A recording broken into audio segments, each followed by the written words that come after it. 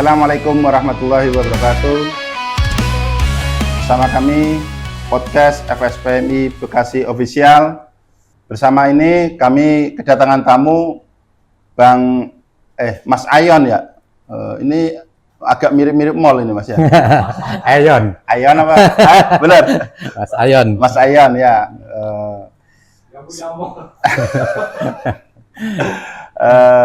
Sekarang posisinya sebagai apa Mas? Saya perkenalkan, nama saya Ahmad Mulyono, cuma di lapangan dipanggil Mas Ayon. Saat ini saya sebagai sekretaris DPD Jamkeswot Kota Bekasi. Ya, alhamdulillah saya juga masih bekerja di salah satu perusahaan asing di PT NK Indonesia, tepatnya di kawasan Hyundai, Bang. Kawasan Hyundai? Ya. Oh, kawasan Hyundai, Kabupaten Bekasi berarti Kabupaten ya? Bekasi. Tapi masuk ke DPD Jamkes Kota Bekasi, karena kita sesuai zonasi KTP. Oh, zonasi KTP. Iya. Iya. Sekretaris ya? Sekretaris DPD berarti Jamkeswot. Selain aktif masih kerja di perusahaan, Mas Ayon juga aktif di relawan Jamkes ya? Jamkeswot. Oke, Jamkeswot. Ini sangat terkenal Mas. Ya. Sangat terkenal di FSPMI. Pilar yang mungkin salah satu yang terbaik ya. Mungkin. Ada metal, Jamkeswot, ya kan? Ya, betul. Karena ini bersinggungan langsung dengan masyarakat ya. Betul.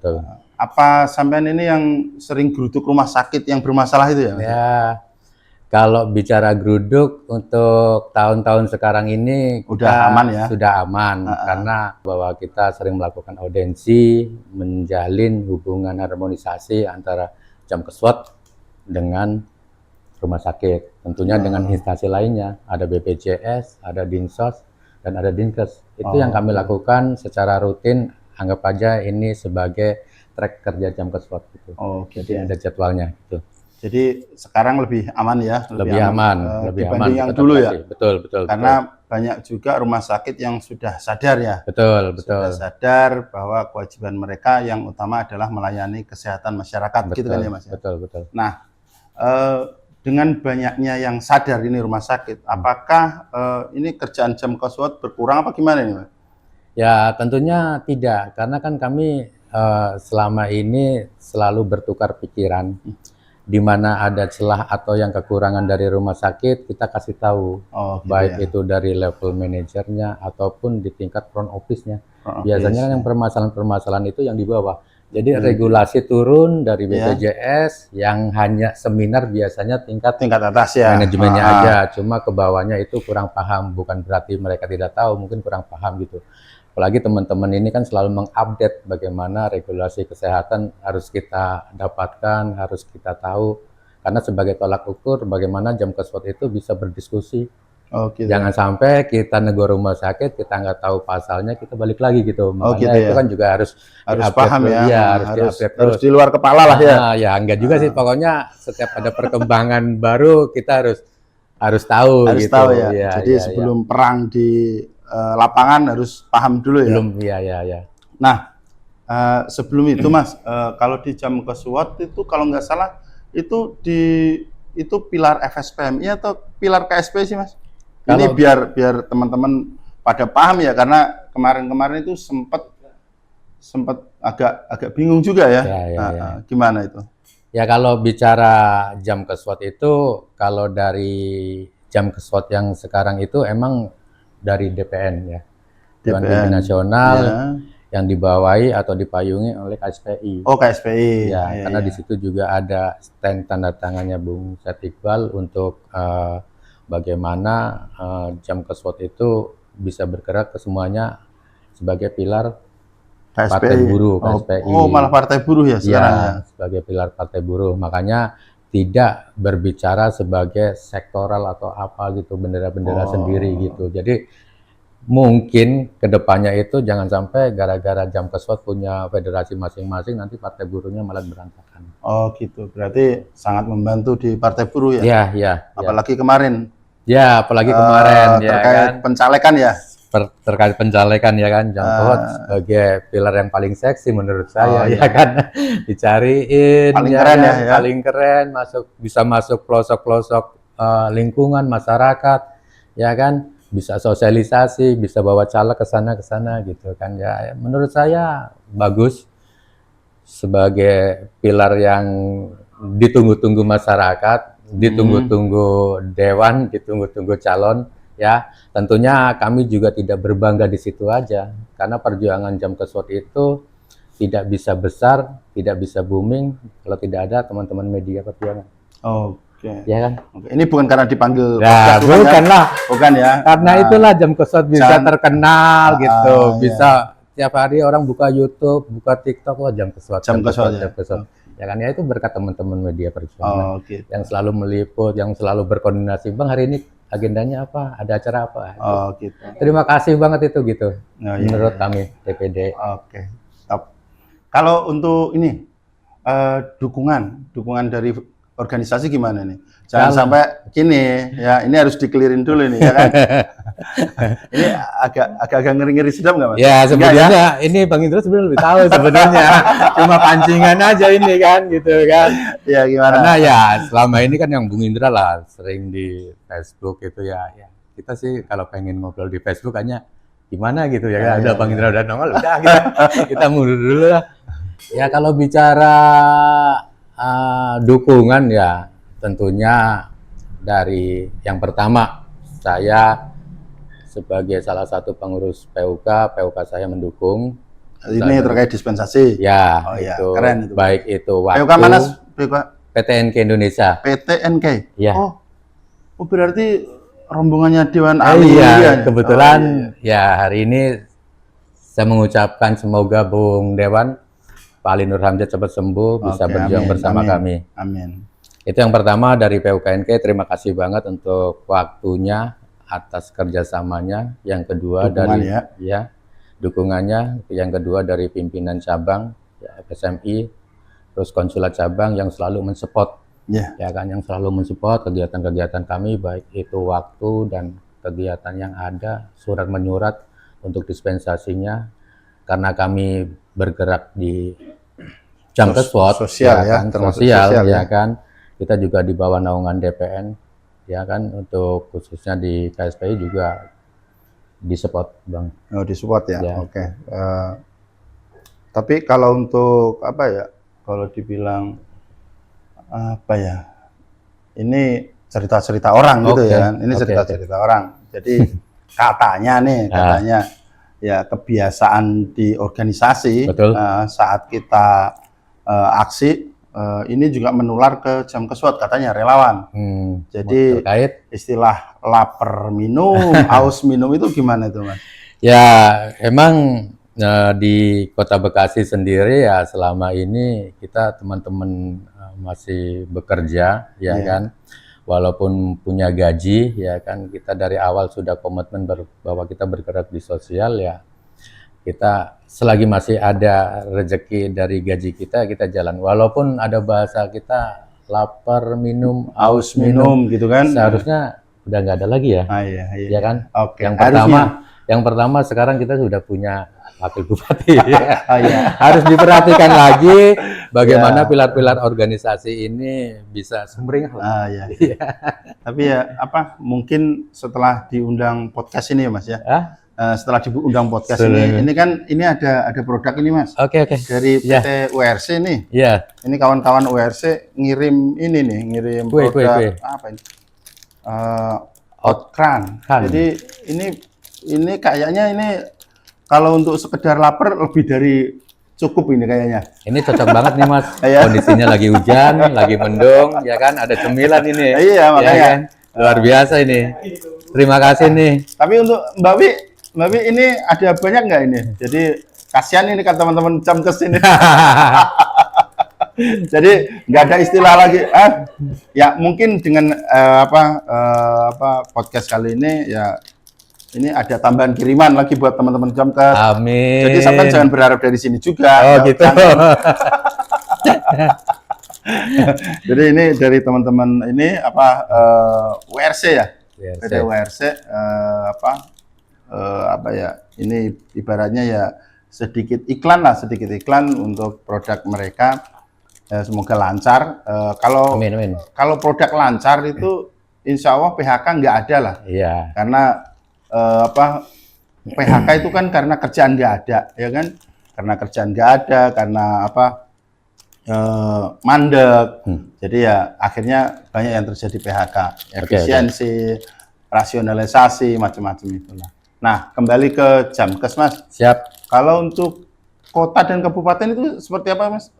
Terpisah atau nyatu seperti FSPM ini? FSPM ini kan FSPMI Kabupaten dan Kota Bekasi. Kalau untuk Jamkes, what? Kalau untuk Jamkeswat sendiri, dulu saya lahir dari Kabupaten Bekasi. Setelah ada pemekaran yang ber-KTP Kota Bekasi harus pindah ke Kota Bekasi. Akhirnya dari pimpinan Jamkeswat itu memberikan ruang atau membuka jalur atau mendirikan suatu DPD di wilayah Kota Bekasi. Jadi gitu ya. kalau di sini Kabupaten Bekasi, Jamkeswat Kabupaten Bekasi, kalau di kota itu DPD Jamkeswat Kota Bekasi. Berarti beda ya? Beda. Dalam arti kalau itunya mah sama, Jamkeswat mah sama. Cuma untuk tingkatan kepengurusannya beda gitu. Berarti kalau untuk Kota Bekasi relatif aman ya? Insya Allah aman. Tetap taat instruksi satu komando dari organisasi. Apapun instruksinya, walaupun setiap hari harus aksi, harus turun, ada agenda-agenda ini ya tetap kita jalankan karena ini bagian dari tugas kami, ya kan, tidak hanya mengawal pasien, tapi bagaimana kegiatan-kegiatan organisasi harus dijalankan. Tentunya baik itu ada pendidikan, ada pilkada, ada kemarin pemilu dan sebagainya, ya kalau pimpinan sudah bilang A ya kita harus A. Iya betul. Gitu. Sepakat dengan itu, Mas. Jadi jangan sampai keluar rel, intinya seperti itu. Oh iya, jadi harus tegak lurus intinya. Tegak lurus intinya, tegak lurus. Gitu. Nah, kalau untuk ini Mas, kalau untuk kerjasama dengan rumah sakit, kalau sekarang kan relatif lebih aman lah ya. Betul. Lebih relatif lebih mudah ketika ada persoalan-persoalan pasien yang memang membutuhkan advokasi ekstra ya. Nah, itu dari kota itu hubungan antara relawan Jamkes dengan rumah sakit seperti apa itu, Mas? Ya kalau di kota sendiri, saya kan tadi sudah bicara bahwa kita selalu bikin agenda kunjungan kerja. Jadi ada masalah, tidak ada masalah, kita selalu hubungan kerjanya bagus. Kita tetap datang silaturahmi. Ke rumah sakit? Ke rumah sakit. Jadi itu ada agenda kunjungan kerja per 6 bulan sekali. Gitu. Atau termasuk ke BPJS? Iya, 3 bulan sekali kita kunjungan muter gitu kan. Pokoknya jangan sampai setiap ada masalah kita baru datang. Jadi kita juga saling menjaga hubungan, terus kita juga berdiskusi apakah ada regulasi yang baru mengenai BPJS. Kalau kita di BPJS dan Dinkes juga sama. Karena alur UHC yang sekarang lagi rame, kita bicara UHC ya kan. Kemarin di Kota Bekasi sudah muncul UHC 100% bahwa yang sakit tidak punya BPJS 100% harus punya PBI. Tapi kan kenyataannya kembali lagi bahwa kabupaten pun sama, alasannya dengan masalah anggaran APBD. Kalau bicara Kota Bekasi ya pabriknya sedikit, saya masih inilah. Kan cuma kalau kabupaten kan pabriknya banyak, masa anggarannya habis gitu kan. Nah itu juga harus kita diskusikan dengan instansi terkait mengenai UHC di Kota Bekasi. Saya harapkan 2025 sudah tidak ada lagi pasien yang tidak, masyarakat yang tidak punya BPJS wajib ditanggung dengan UHC pemerintah atau PBI-nya pemerintahnya itu. Apalagi ini kemarin dari pilihan wali kota dan bupati, dukungan dari Partai Buruh menang semua ya? Menang. Dari kabupaten ada? Ya, dari kabupaten, dari Kota Bekasi, alhamdulillah sesuai instruksi dan komando dari pimpinan pusat bahwa kita suruh merapat ke salah satu paslon 03 ya, tentunya Patri. Kita sebagai Partai Buruh sebagai bulldozer kemenangan.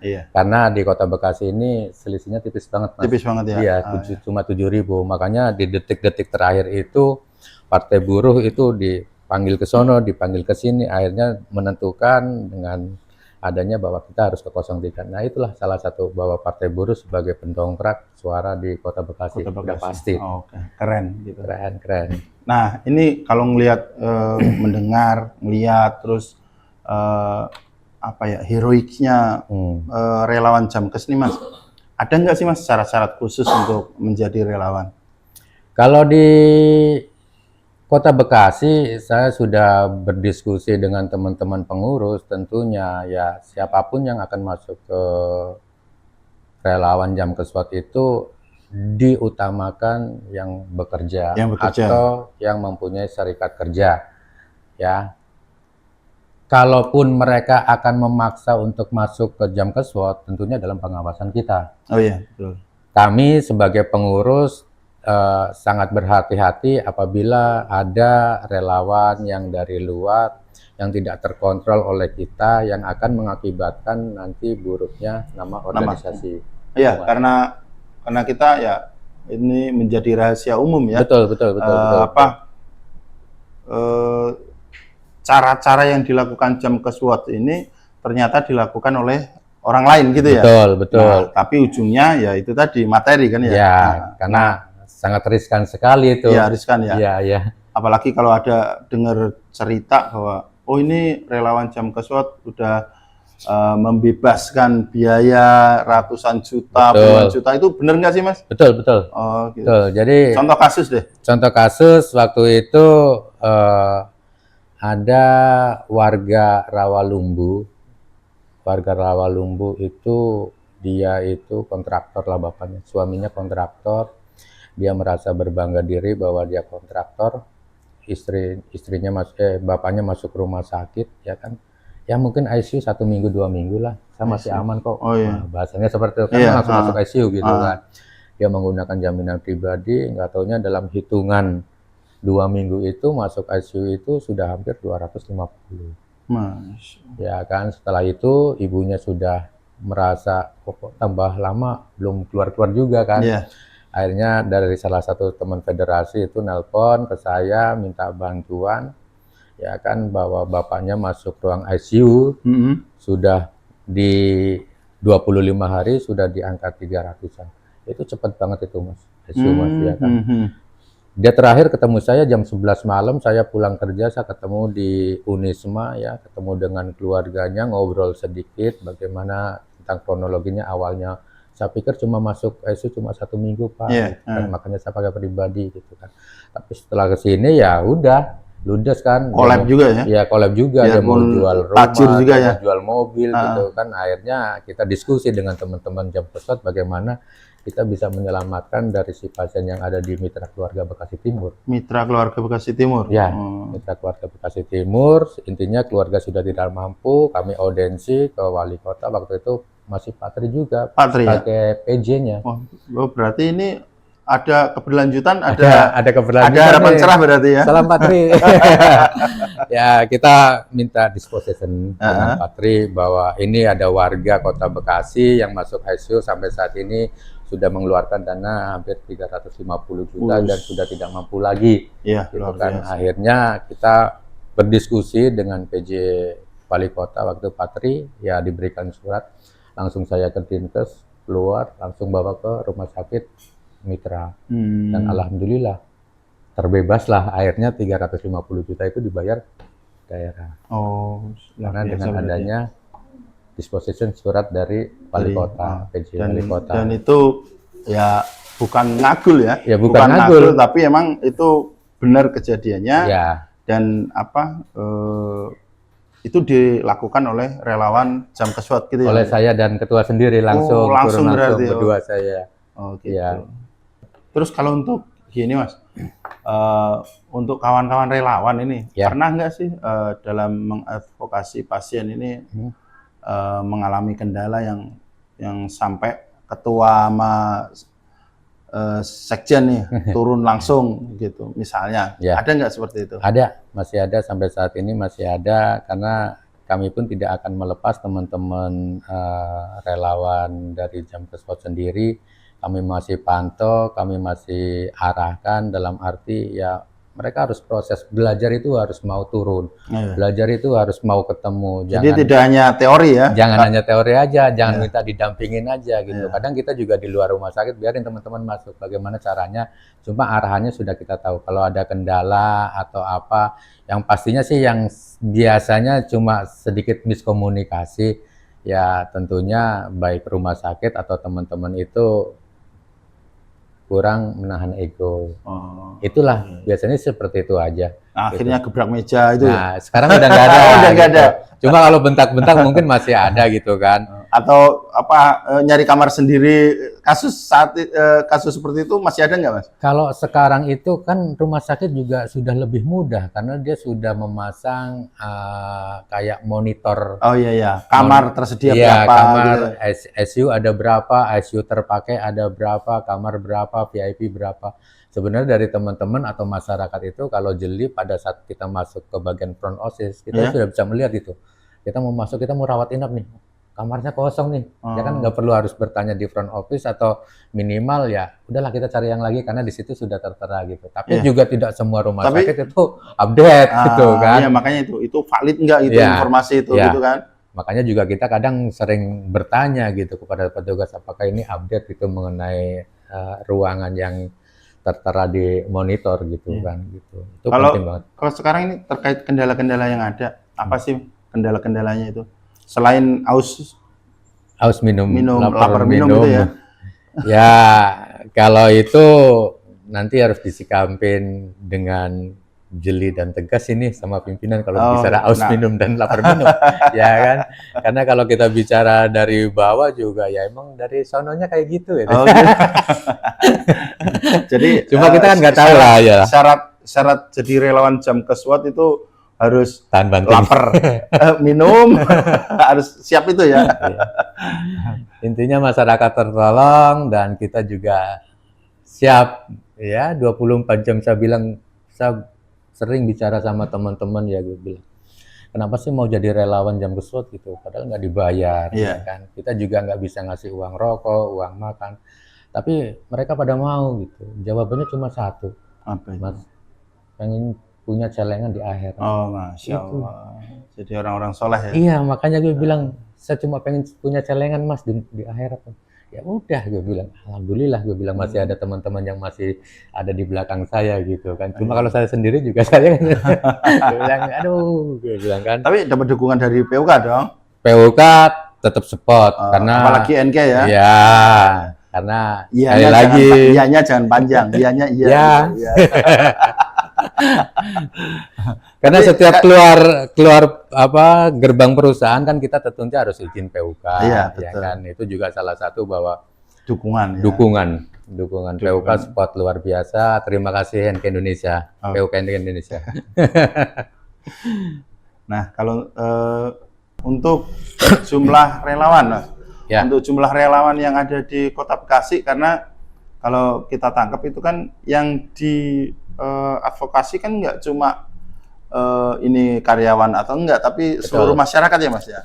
Dan justru malah kebanyakan masyarakat umum ya. Karena kita tahu kalau untuk karyawan kan udah pasti mereka punya BPJS ya kan, udah pasti iurannya lancar. Ya, kalau itu perusahaan yang benar ya. Terus dan paling masalah kelas lah ya.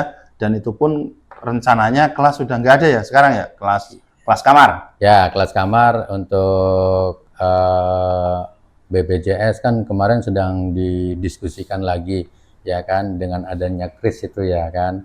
Nah, ini kedepannya juga tetap bahwa kita akan dorong UHC. Kalau udah UHC ya kelas kamar juga harus ini lagi. Tetap nanti ada apa ya pembagiannya juga, cuma nggak begitu inilah. Pokoknya kedepannya tetap jalan, baik itu regulasi yang baru ya kan, dengan adanya kris juga kalau bisa sih jangan, gue bilang ya kan. Sekarang saya contohnya seperti ini, kalau kris itu kan kelas standar bawah gitu, udah kayak taksi gitu kan. Sekarang kalau yang punya PBI terus kamarnya kosong, itu mau dilarikan kemana?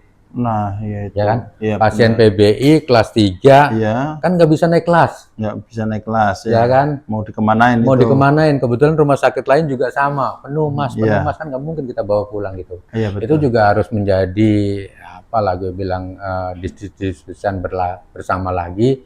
Bagaimana itu juga harus dipikirkan, jangan sampai pasien sudah masuk rumah sakit kita bawa pulang lagi. Oh iya, Kasihan, resikonya kan lebih berat. resikonya lebih fatal ya. Iya, Nah, betul. nah, tadi Mas menyambung jumlah relawan Jamkeswot Kalau di Kota Bekasi yang aktif ya. ya yang aktif tentunya jumlah total itu tidak sebesar kabupaten ya.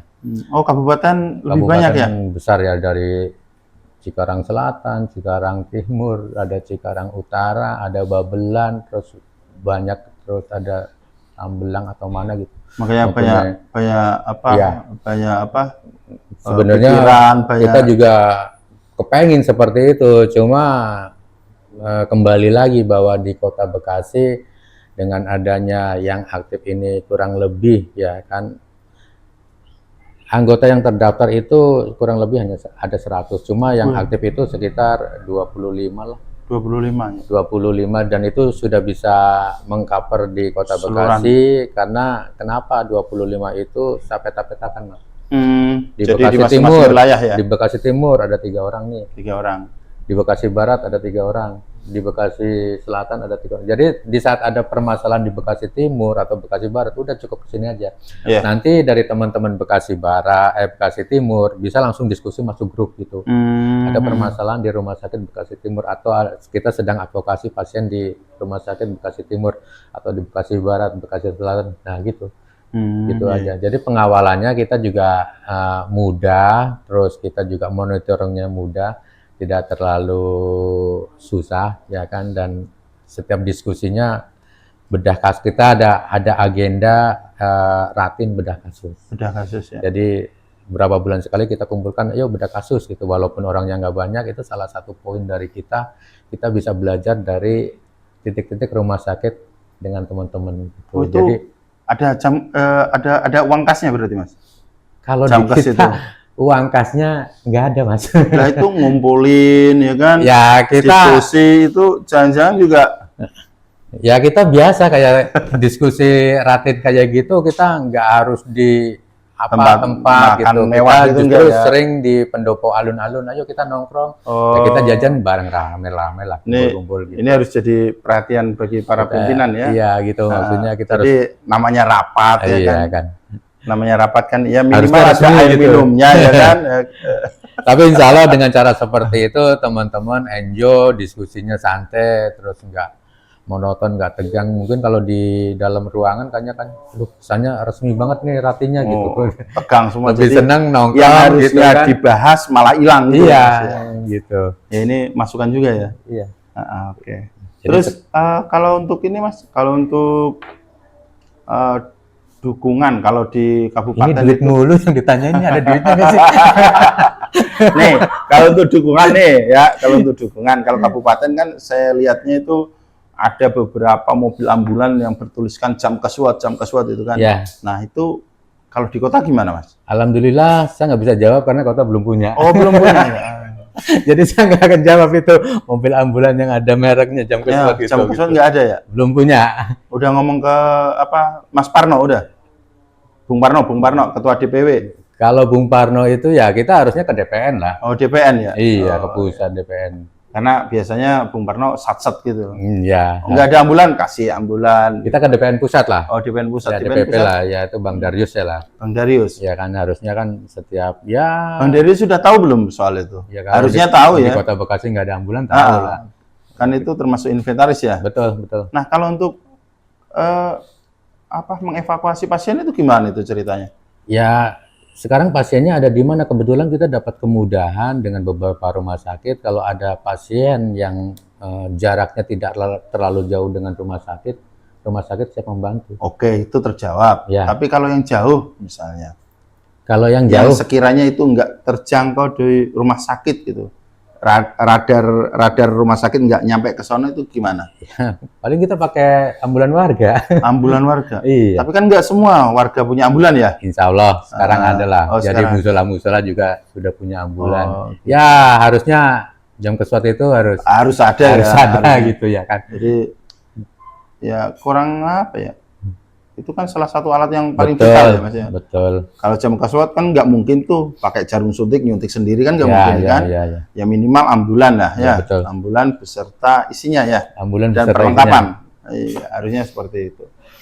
Jadi terkuak sudah ya kan. Akhirnya Kota Bekasi jam kesuatnya nggak punya ambulan gitu. Belum punya ambulan. Padahal di kabupaten ada berapa biji itu? Aduh. Ada berapa biji itu? Dari Epson sendiri itu 1. Ada kisaran berapa itu? 2 apa 3 itu? Kalau nggak salah ya. Apa kota jauh dari kantor kali? Mungkin ya. Iya, kayaknya jauh dari kantor. Ini Pak Ade kantor Jingan. Apa perlu dikonfirmasi aja langsung Mas? Ya? Masih beraja lah. Gitu ya. Siap. Oke, kayaknya udah ya. Oke, saya rasa udah cukup. Karena makin kesini makin ngeri ya makin kan. Kesini makin kesono. Ya makin kesini makin kesono ya kan. Makin merena makin merono ya kan. Jadi, ini Bung Indra ya yang mancing-mancing. Jadi kewajiban host itu seperti itu Mas. Iya, siap. Jadi semoga dari podcast hari ini kawan-kawan jam kesuat Kota Bekasi ya siapa tahu nanti setelah podcast tahu-tahu dikirim ambulan ya kan. Amin. Bukan untuk relawannya, mobil ambulannya ya. Mobil ambulannya dikirim ke sono ya kan, itu menjadi salah satu fasilitas untuk memperlancar tugas ya kan. Ya kalaupun ambulan itu beserta yang lainnya itu ada ya alhamdulillah ya kan. Amin. Nah, tapi kalaupun enggak ya moga-moga siapa tahu ada yang nonton podcast kita ya kan, yang pengen nyumbangin mobilnya bisa jadi itu Mas. Betul. Karena ya atas nama tabungan akhirat ya enggak? Iya. Kalau kata teman-teman relawan tadi, kenapa sih mau masuk relawan jam kesuat? Ya karena pengen punya tabungan akhirat gitu ya. Betul. Ya mungkin salah satunya itu. Jadi mungkin ada yang tergerak ya kan, atau mungkin dari pimpinan-pimpinan kita baik itu dari nasional maupun dari daerah memikirkan lagi terkait dengan kelengkapan ya kan, kelengkapan kawan-kawan jam kesuat Kota Bekasi, karena ya harus sama kok kabupaten kota masuk jam kesuat juga ya kan, kota kan juga sama ya kan. Nah, apalagi ini jangan sampai Pak D jadi tertuduh ya enggak? Karena Bang Indra lagi. Ya Bang kan? Indra yang ini kan FSPMI Kabupaten Kota Bekasi. Garis miring itu Mas.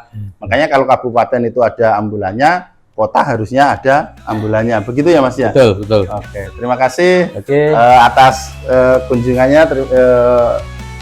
Untuk salam untuk kawan-kawan relawan jam kesuat. Terus jangan putus asa. Kalaupun lihat kabupaten lebih nggak usah putus asa juga, tetap ikhlas ya, berjuang ya Mas ya. Amin. Salah satu pilar terbaik yang saya lihat di waktu pencalekan, politik, waktu pilkada itu jam kesuat. Bukan bukan mengabaikan yang lain, tapi peran jam kesuat sangat luar biasa. Terima kasih. Demikian podcast kali ini. Sampai berjumpa di lain kesempatan bersama podcast FSPMI Kabupaten Kota Bekasi Official. Terima kasih. Wassalamualaikum warahmatullahi wabarakatuh. Waalaikumsalam warahmatullahi wabarakatuh.